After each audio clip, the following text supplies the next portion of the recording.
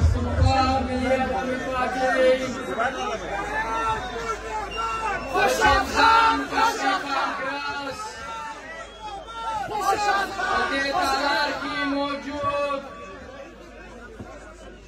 د پښتونخوا ملي عوامي پارټۍ کو چیئرمین محترم مختار خان یوسفزئی په تالار کې ناست د پښتونخوا ملي عوامي پارټۍ سینئر ډیپټي چیئرمین محترم رضا محمد رضا لالا د موږ سره په دې کانګرس کې موجود د عوامي نیشنل پارټۍ صوبایي صدر قدرمن اصغر خان اڅکزی د پاکستان پیپلز پارټۍ د مرکزي کمیټې غړی ناصر آغا او دلته موجود د پښتون وطن ډېرې قدرمنې د احترام وړې خویندې میندې د پښتونخوا ملي عوامي پارټۍ د دې ملک د کونج د هر کونج راغلي د ملک د بهار زه راغلو ډېرو ننګیالو انقلابیان غیرتمند نظریاتي مندوبینو مبصرینو کارکنانو ستاسو ټولو په اجازه تر ټولو اول خو زه پر دې کامیابه قومي کانګرس باندې د پارټۍ و مشرانو ته د پارټۍ و کارکنانو ته د پارټۍ و مندوبینو ته د زړه له کومې مبارکي وایم د هغې زبات کې و محترم مختار لالا ته په کور چیرمنشپ باندې مبارکي وایم ټول مرکزي او صوبایي اگزیکټیو ته هم مبارکي وایم قدرمنو عزیزانو نن ډېر د خوشحالۍ ورځ ده یو ډېر تاریخي لمحات دي د پښتون افغان په تاریخ کې د سیاسي پارټیانو په تاریخ کې یو داسې ورځ ده نن چې یو سیاسي کارکنانو نن دا فیصله وکړه چې دوی ته تر خپل ځانه تر خاندانه تر تعلقاتو تر خپل مشرتابه خپل نظریات تنظیم او پارټۍ مقدسه ده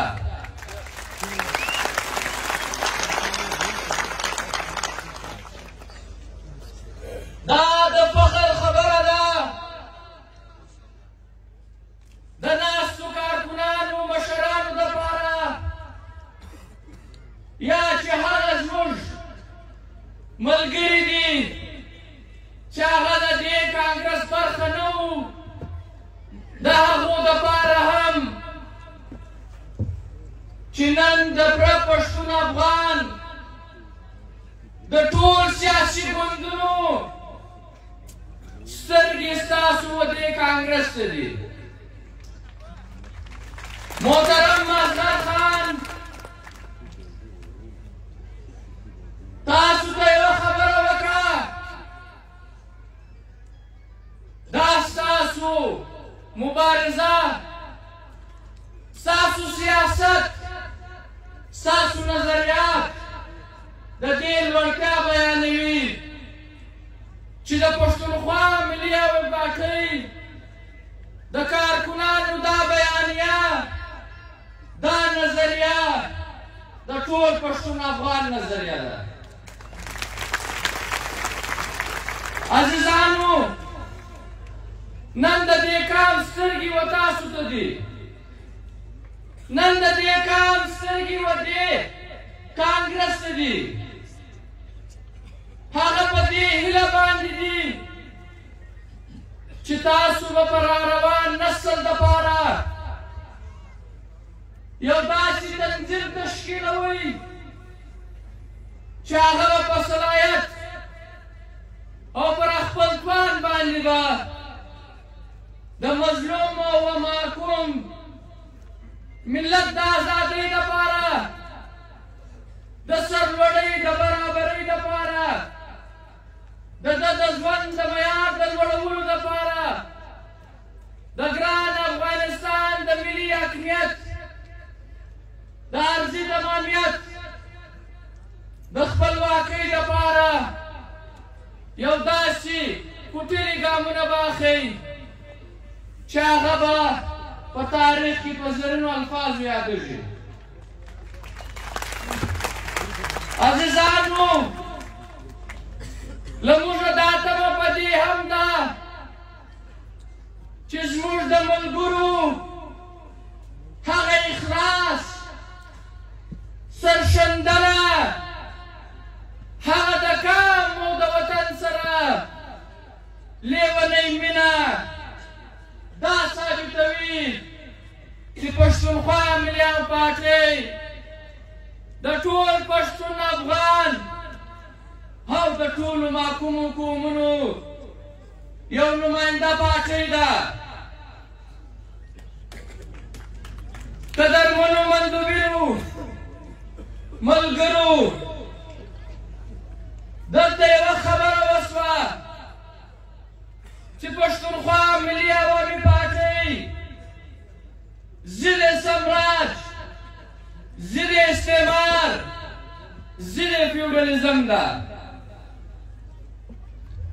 عزیزانو، پښتونخوا ملي پارټۍ د مظلوم او د ظالم په جنګ کې غیر جانبداره نشي پاتېدی. دی د ظالم په خلاف د مظلوم ملګری دی. پښتونخوا ملي عوامي پارټۍ په دې باور لري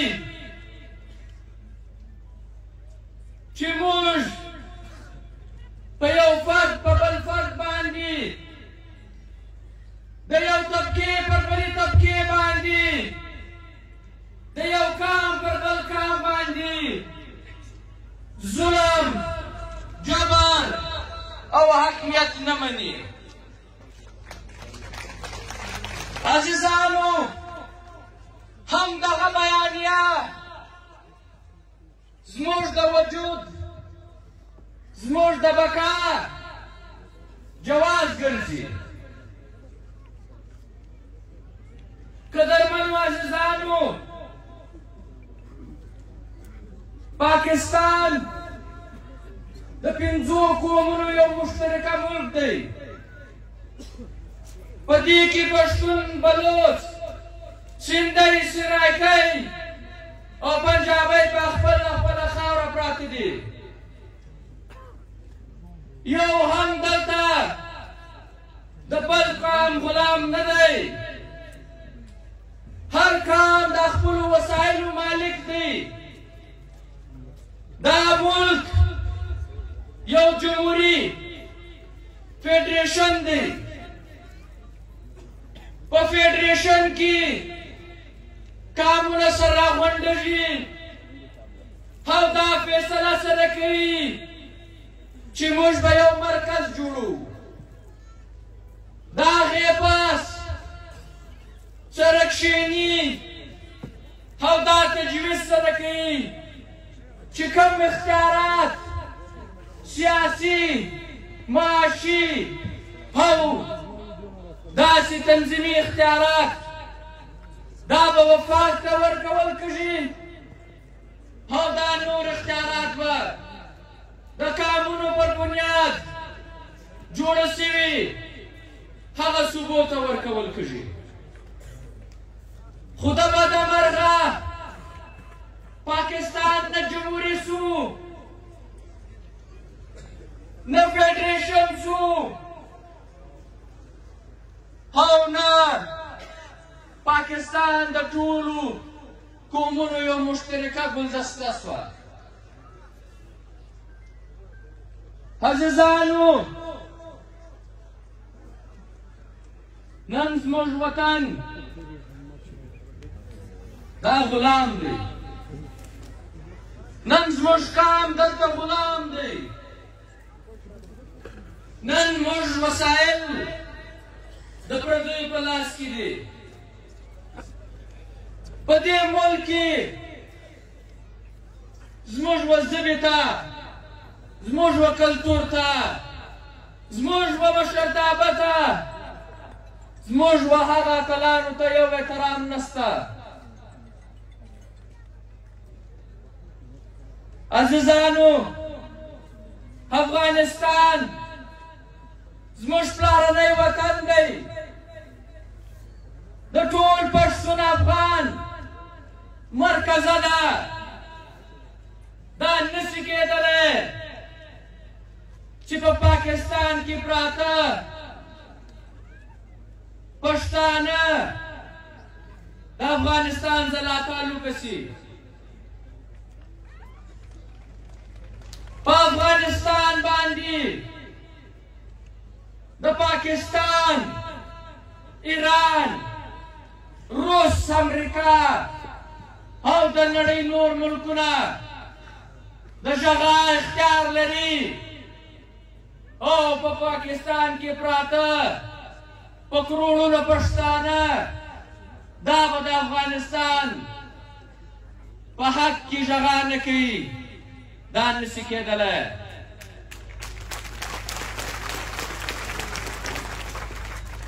عزیزانو په افغانستان کې دا روان جنگ چې د 40 کاله جاري دی دا د پنجاب د استعمار او د افغانانو په منځ کې دا جنگ دی یو خواته د پنجاب استعماري قوتونه دا اراده لري چې دوی به افغانستان خپله 5مه صوبه تس ګرځوي و بلې خواته افغانان د خپلې ازادۍ او د خپل استقلال جنګ کوي عزیزانو د ټول پښتون افغان او د پښتونخوا ملي عوامي پارټۍ دا ایمان دی چې په دې جنګ کې به د پنجاب غبرګ غاښونه وځي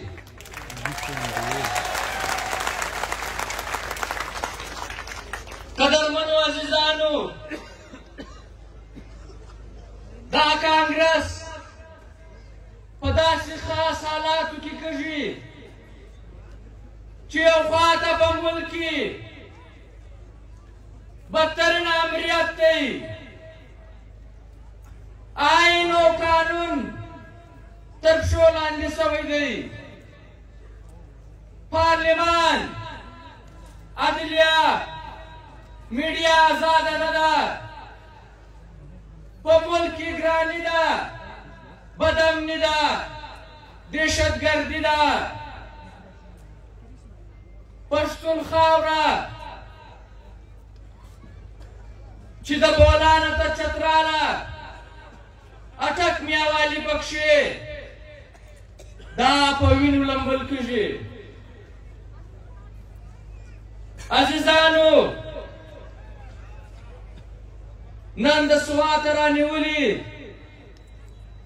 تر وزیرستانه تر کوټې تر کراچي داسې ورځ نشته چې د پښتون افغان وینه نه تویول کېږي. نن ستا په وطن کې بیا یو دهشتګردي را روانه ده. تاسو ټول په دې خبر یاست چې په سوات کې یو بدترینه دهشتګردي راغله. په زرګونو سواتیان د دې دهشتګردۍ شکار سو. په لکونو خلک IDP سو. د دوی خپل کورونه کاروبارونه هر څه پاته سو. دوی په دې ملک کې هغه ملک ته باندې په وتلو مجبور سو. بیا دغسې حالات په کوټه کې رالو، بالخصوص په وزیرستان کې چې د دنیا جان ټول عالمي دهشتګردان که عربو که چیچنو که ترکمنو که نورو دا یې ټوله دلته راویستل.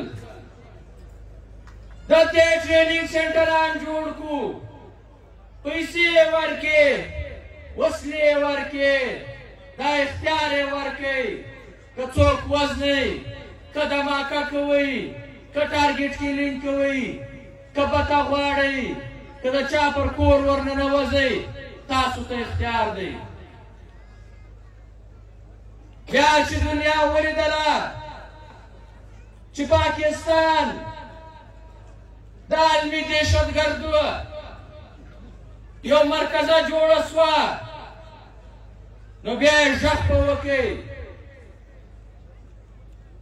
چې دا تا څه روان کړي دي.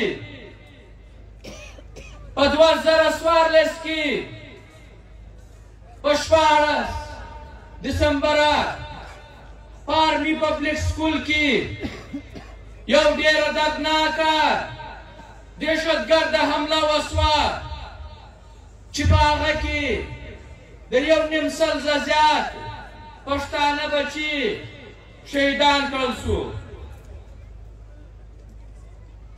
بیا ټول سیاسي پارټیانو د نیشنل ایکشن تحت دا منډیټ ورکړئ چې د دا دهشتګردانو په خلاف به اپریشن کېږي.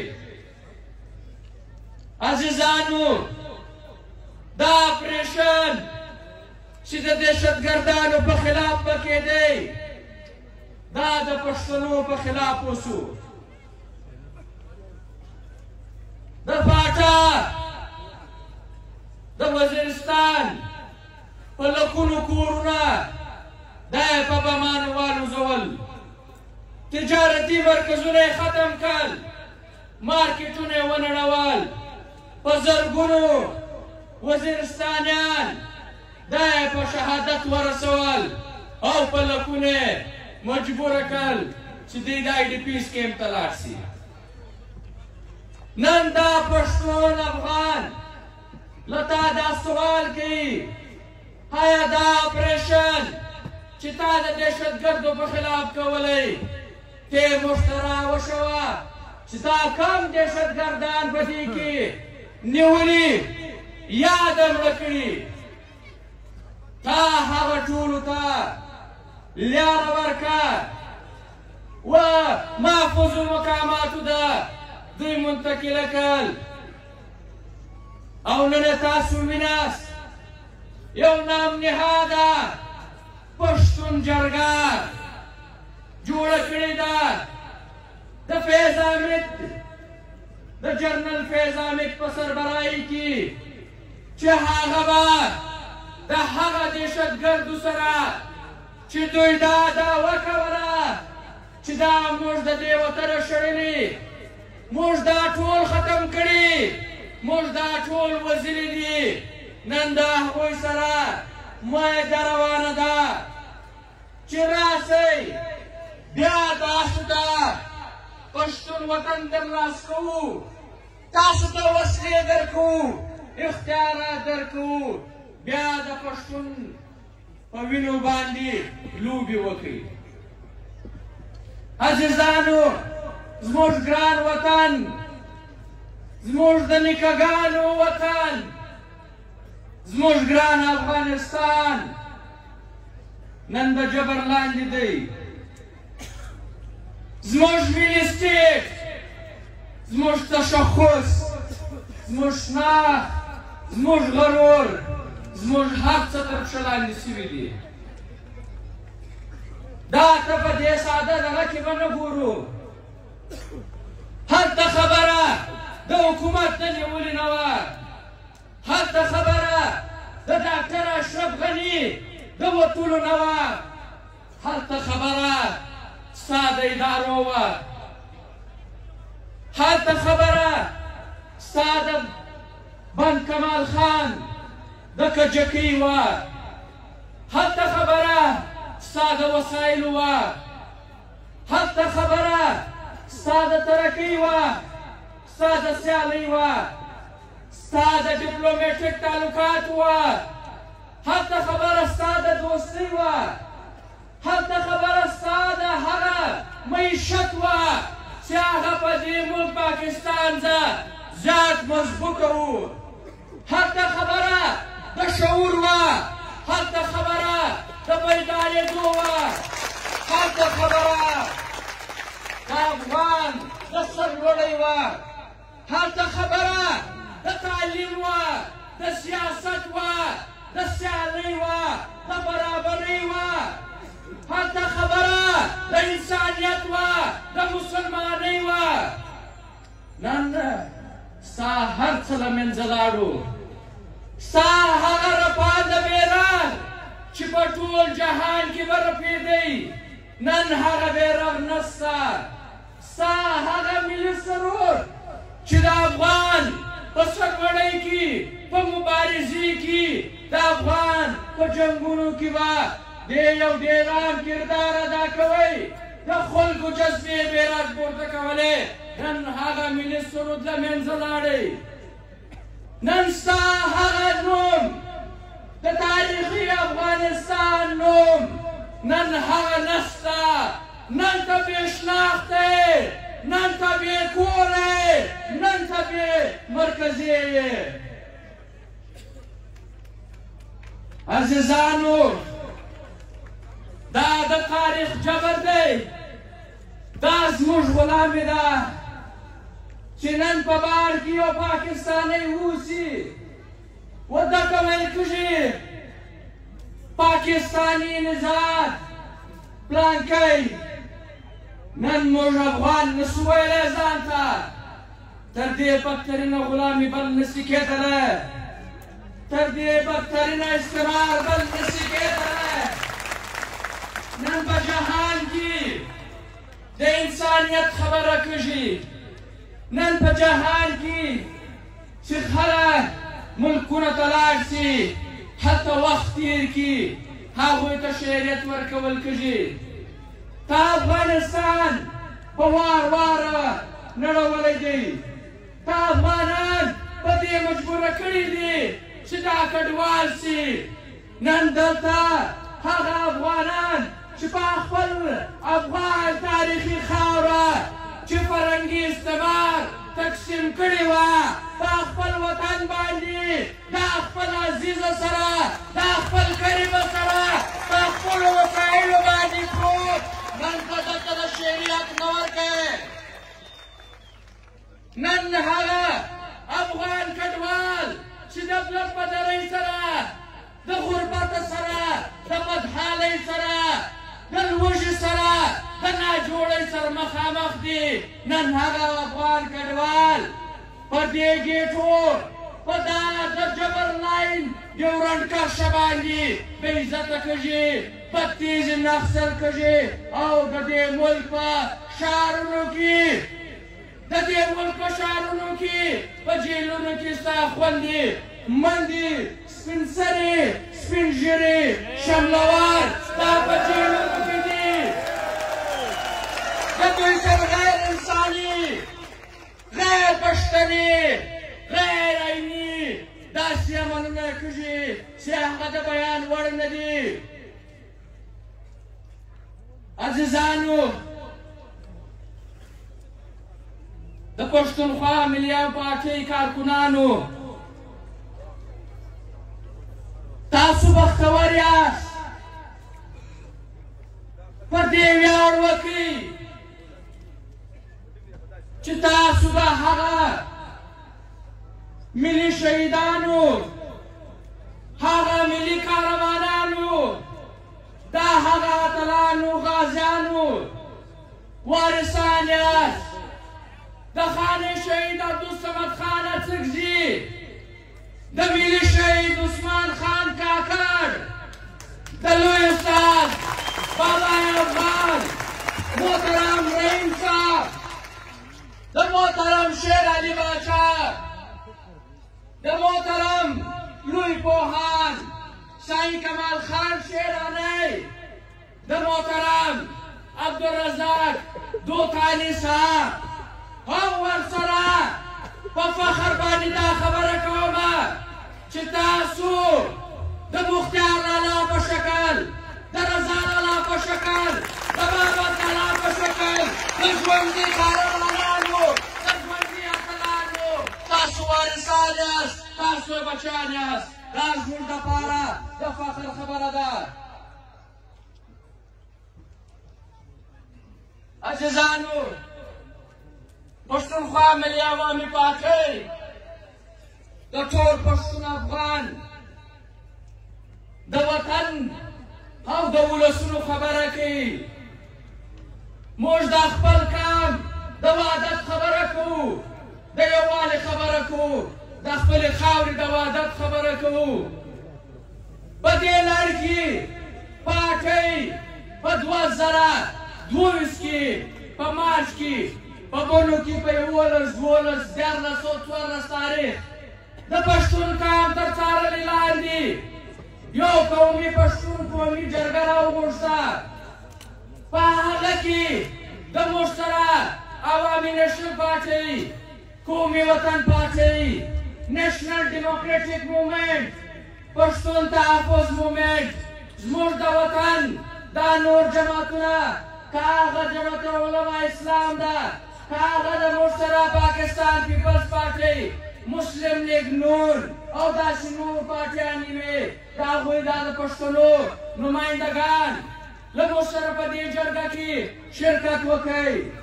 زموږ د وطن لیکوالان، ادیبان، کاروباریان، ډاکټران، وکیلان، غریبان، زموږ د وطن محنت کشه، خواري کشه زموږ سیاسي کارکنانو په دې کې د موږ سره ګډون وکړي.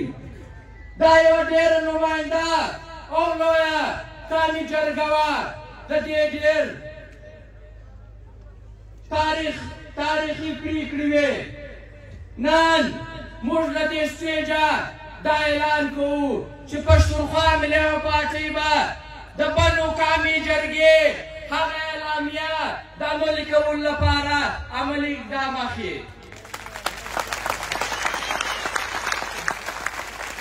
عزیزانو، موږ په دې ملک کې د محکومو قومونو خبره کوو. د موږ سره په دې ملک کې بلوچ، سندی او سرایکۍ دا هم محکوم دي. د دوی په خپل وسایلو باندې اختیار نشته، حق حکمیت یې نشته، حق ملکیت یې نشته. نو موږ دا غږ پکوو چې راسئ، لکه څنګه چې دلته خبره وشوه چې د ملي شهید عثمان خان کاکړ دا ارمان هم و او دا یې بار بار ویلې چې موږ پکار دی یو پښتون نېشنل ایجنډا جوړه کړو. هغه ایجنډا به د هر پښتون سیاسي کارکون، د هر پښتون قام دوسته وطن دوسته په سیاسي ګوندونو یو متفقه ایجنډا به وي. دغسې به موږ د محکومو قومونو یو متفقه ایجنډا به جوړو چې موږ په دې ملک کې برابري غواړو، سیالي غواړو. سینټ ته چې هغه د قومونو یو نماینده پارلمان دی، هغې دپاره موږ اختیارات غواړو. عزیزانو، که څه هم په دې ملک کې د پښتون خاوره دا تار تار پروته ده، زموږ یو ډېر لویه برخه چې په یو غیر آیني طریقه په کلاک سټیټ یونین کې شامله کړل شوه د انګریزي سامراج لخوا. نن موږ دلته په شریکه صوبه کې اوسو. موږ دا دعوه نه لرو، موږ د بلوڅو پر یو انچ ځمکه باندې، پر یوه ډبره باندې، د یوې روپۍ پر وسایلو باندې موږ دا وګیر نه یو. موږ دا خبره کوو، پښتونخوا ملي پارټۍ دا خبره کوي چې موږ د بلوڅو پر حقوقو باندې د یو چا سره به سودا نه کوو. د سندې پر حقوقو باندې، د سندې پر اختیاراتو باندې، د سرایکي پر حقوقو باندې، د سرایکي پر اختیاراتو باندې هېڅ رنګه د چا سره کمپرومایز نه کوو. همدغه موږ د خپل بلوڅ وروڼو زه، د سندیانو زه او دغسې د سرایکانو زه هم هیله لرو، ځکه چې زموږ پښتانه در په دره دي، بې کوره دي، د بدنۍ د وجې، د بې روزګارۍ د وجې، پاپسي بدۍ د وجې چې موږ یې مجبوره کړي یو. د هغې د وجې پښتانه په دې ملک کې په ګوټ ګوټ کې پراته دي. او موږ دا په افسوس سره وایو، موږ دا خواستم کوو، آیا ستې پر دا محکومه خاوره باندې، د سندې پر محکومه خاوره، د بلوڅ په محکومه خاوره، د سرایکي پر محکومه خاوره د پښتون افغان سره ظلم کېږي. د ده سره جبر روان دی، د ده استحصال روان دی، د ده شعري حقوق چې په دې ملک کې آئین ورکړی دي، هغه بنیادي شعري حقوق هغه نه ورکول کېږي. لہذا په دې صوبې کې خپل بلوڅ ورته خواستم کوو، عرضم ورته کوو چې موږ د یو بل سره پراتکان یو، زموږ خاوره سره تړلې ده. موږ ورته د زراو کاله یو تاریخ سره شریک دی. راسه چې لاس سره ورکو، راسه چې د یو بل پر وژه باندې لاس کښېږدو، د یو بل پر حمایت کې راولاړ شو، یو یووالی جوړ کړو. او که دا یووالی موږ جوړ کړي نو دا ورځ لرې نه ده چې بلوڅ به هم د محکومۍ راوځي او پښتون به هم د محکومۍ راوځي. عزیزانو، د دې قومي کانګرس یو بل تاریخي اړخ هم دا دی چې په ډېر لوی تعداد باندې زموږ خویندو میندو له موږ سره په دې کې شرکت کړی دی. تاسو یقین ومنئ، تاسو باور وکئ، دا کومې خویندې چې موږ راغلي نه دي، د هغوی په زړه کې هم دغه جذبه ده، د هغوی په سینو کې هم دغه ولوله ده. هغه هم د دې پارټۍ په ملاتړ کې دغسې ولاړې دي لکه څنګه چې زموږ دا راغلي خویندې دي. عزیزانو، دا زموږ بدبختي اوسېدلې ده چې زموږ یو ډېره لویه آبادي چې هغه در 50 برخو زیات آبادي ده، زموږ د وجود تر نیمې زیاته حصه دا شل اوسېدلې ده. دا وجود زموږ د خپلو میرمنو د حق نه ورکولو د وجې، که هغه د سیاسي حقو، که معاشي حقو، که کورني حقو، که هغه معاشرتي حقو د نه ورکولو د وجې زموږ دا نیم وجود، زموږ دا پښتون قومي تحریک دا نیمګړی و، دا یوه نیمګړتیا موږ په دې وجې باندې زیاته بلو چې د دوی رول په تاریخ کې کاغه جنګي دی، کاغه سیاسي دی، کاغه زموږ د قام او د وطن د خدمت نه دی، هغه ډېر تاریخي اوسېدلی دی. هغه رول نن بلکل پاته دی. نو موږ خپلو خویندو ته دا خبره کړو چې ستاسو په ملګرتیا باندې د پښتونخوا ملي او پارټۍ د دې مشرتابه په ملګرتیا باندې د دې کارکنانو پر حمایت باندې په ملګرتیا باندې موږ تاسو ته دا باور درکوو چې په راروان وختونو کې ډېر زر به که 10,000 زموږ دا ځوانان دلته وو، 10,000 به زموږ خویندې له موږ سره په قومي کانګرس کې او زموږ په سیاسي جدوجہد کې به دلته به له موږ سره ولاړې. عزیزانو، که یو مور تعلیم یافته شي، که یو ښځه تعلیم یافته شي، دا کامونه جوړوي، دا کام ته داسې بچیان ورکړي چې هغه به دا کام د ستړو خلاصوي، د بېعزتۍ به خلاصي، خپله خاوره به ازادوي. نو د دې په حواله باندې پښتونخوا ملي پارټۍ د دې په سختو الفاظو کې غندنه کوي چې په افغانستان کې د نجونو په لوړې زده کړو باندې پابندي موږ غندنه کوو او موږ و دنیا ته دا خبره کوو چې پښتون افغان یو علم دوسته قام دی. دا تعلیم خوښوي، دا خپل د زنانو لپاره تعلیم خوښوي او دوی ته به د تعلیم او د غږ د حق ورکوو کوي. عزیزانو، زموږ وطن، موږ په وطن کې ډېر لوی دانشوران شته، ادیبان شته، لیکوالان شته، ساینسدانان شته. تاسو یو بله زیری هم پر تاسو باندې دا دی چې ستا د وطن ډاکټران، انجینران، پروفیسران، عالمان، ادیبان دا ټول له تاسو سره ودرېدو او زموږ وکیلان وروڼه هم. دا زموږ یو ملي فریضه ده، دا د دې وطن د هر بچي یو ملي فریضه ده چې دا به دې وطن ته دې قام ته خدمت کوي. موږ ته پکار دی چې موږ دا پارټۍ په سیاسي بنیادو ودروو، موږ خپل تنظیم مضبوطه کړو، موږ دا خپل تګلاره د ریسرچ په لارې راولو، موږ خپله بیانیه، زموږ خپل سیاست د ریسرچ په بنیاد باندې ولسونو ته کښېږدو. نو زه دا خواست کومه زموږ د هغه انټلیجنسیا ده چې تاسو پر دې قام باندې ریسرچ وکړئ، زموږ د ټولنو پر خوی باندې ریسرچ وکړئ، زموږ پر تاریخ باندې ریسرچ وکړئ، زموږ پر محکومي باندې ریسرچ وکړئ، زموږ پر پسماندګي باندې ریسرچ وکړئ، زموږ د دشمن پر چال باندې ریسرچ وکړئ. دا ریسرچ راوړئ، موږ ته یې کښېږدوئ، سیاسي پارټیانو ته یې کښېږدوئ چې د هغې باندې موږ دا کام پر سمه لاره واچوو. عزیزانو، علي وزیر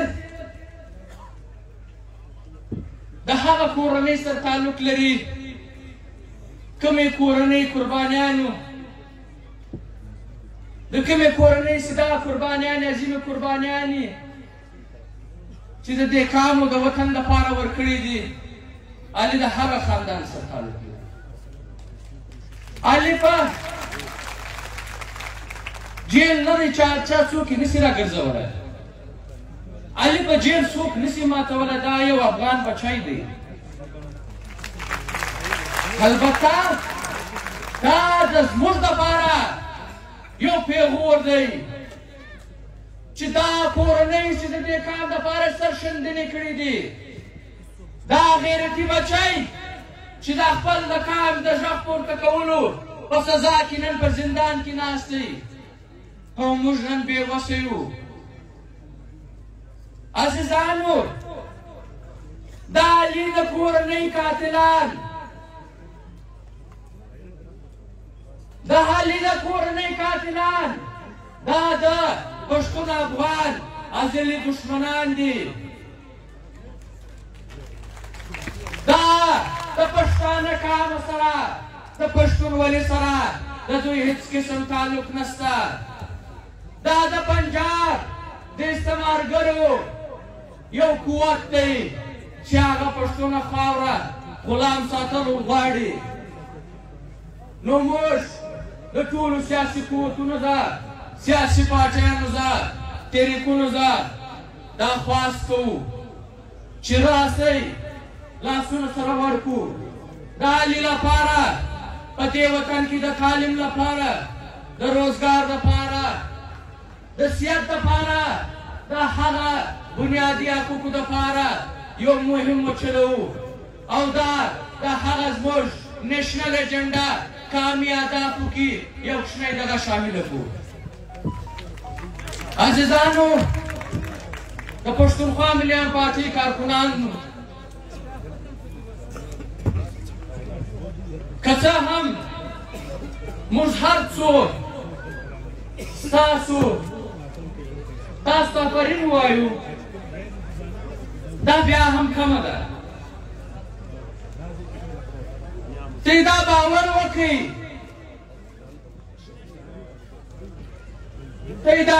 وکړئ چې ستاسو د مشرانو زړورتیا د دوی هغه په اواز کې هغه غرژاوي د دوی هغه سیالي هغه عزت دا ستاسو پر وجه دی. ستاسو دې قربانیانو ستاسو دې جدوجهد دې تنظیم دې دا مشران سیالان کړي دي درانه کړي دي دا یې د نورو مخ ته د غر په شان درولي دي.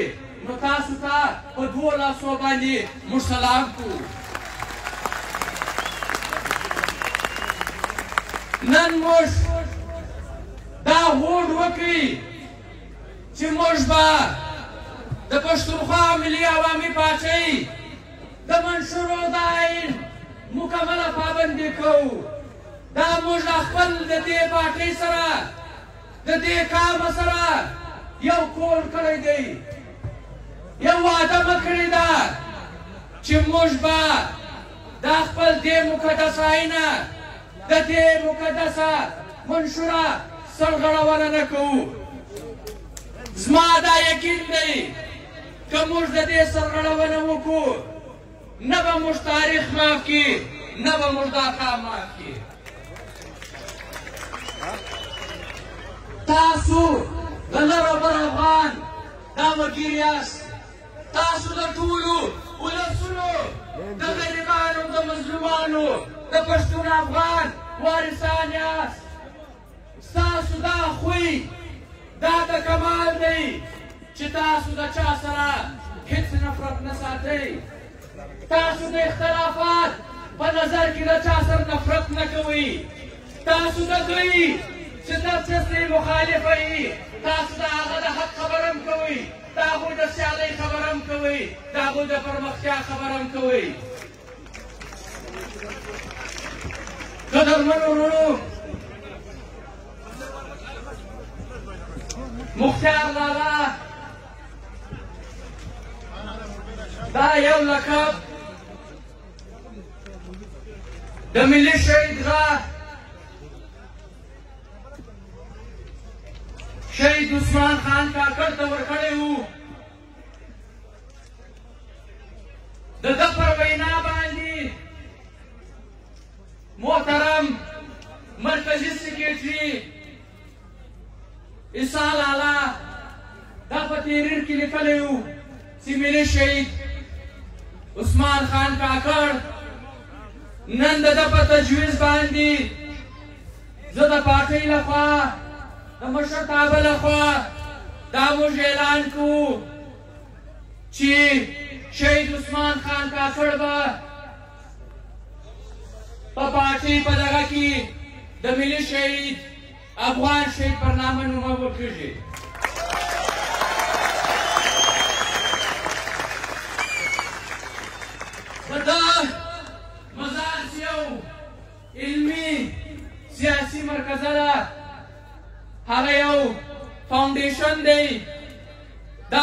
بروبر افغانانو یو سیاسي مرکز به وي، تعلیمي مرکز به وي، د ریسرچ یو مرکز به وي چې هلته به بلا تفریق د ټول پښتانه خدمت به کېږي.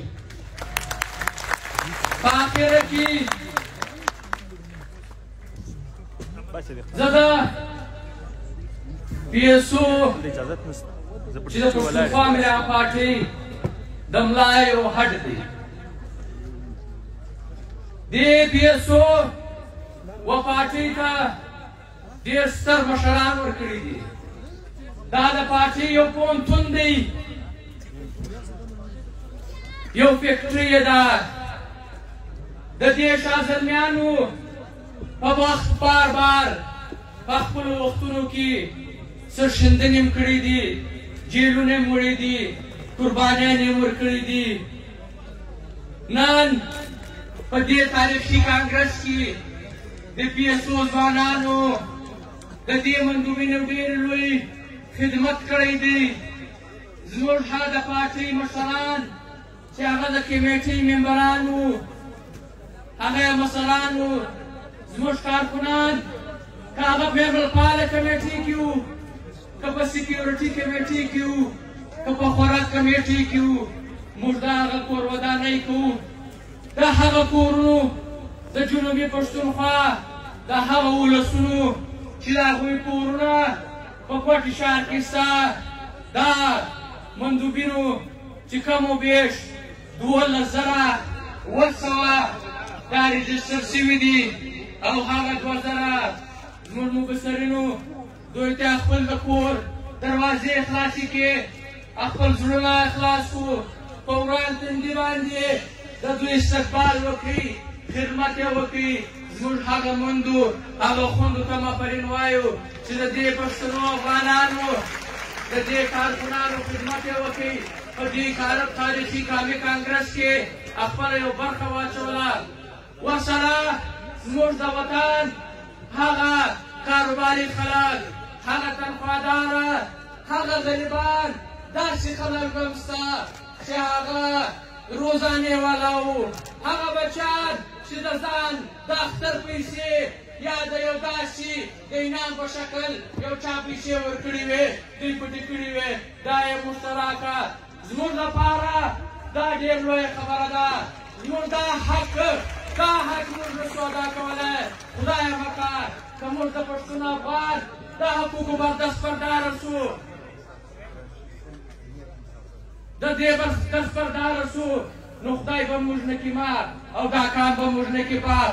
او زموږ هغه قدرمن مېلمانه که څه هم دا د دوی خپل کور دی، دا د دوی خپل وطن دی، دا د دوی ورونه دي. موږ بیا هم د دوی کور ودانۍ کوو چې د خیبر پښتونخوا منځنۍ پښتونخوا ده، د پاچا ده، داسې د سند ده، د پنجاب ده، د اسلام آباد ده، د بهر ملکه ده چې زموږ ګرانه، زموږ غیرتمند پښتانه، زموږ وروڼه، زموږ ملګري، زموږ مندوبین راغلي وو، د هغوی هم کور ودانۍ کوو.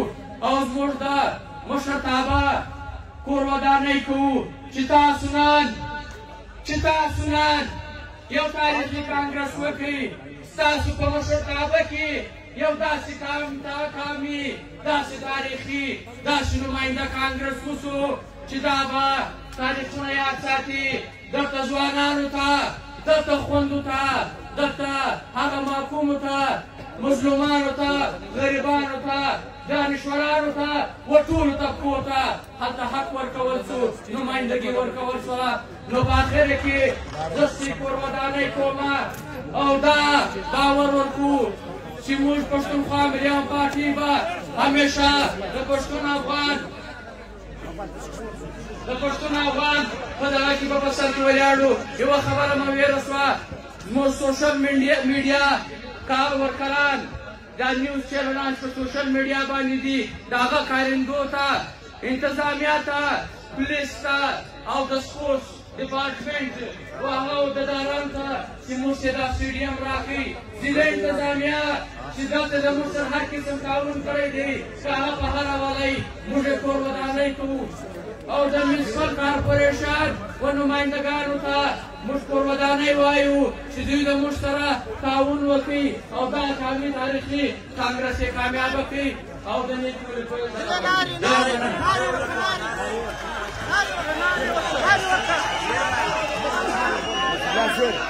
زیری صاحب زیری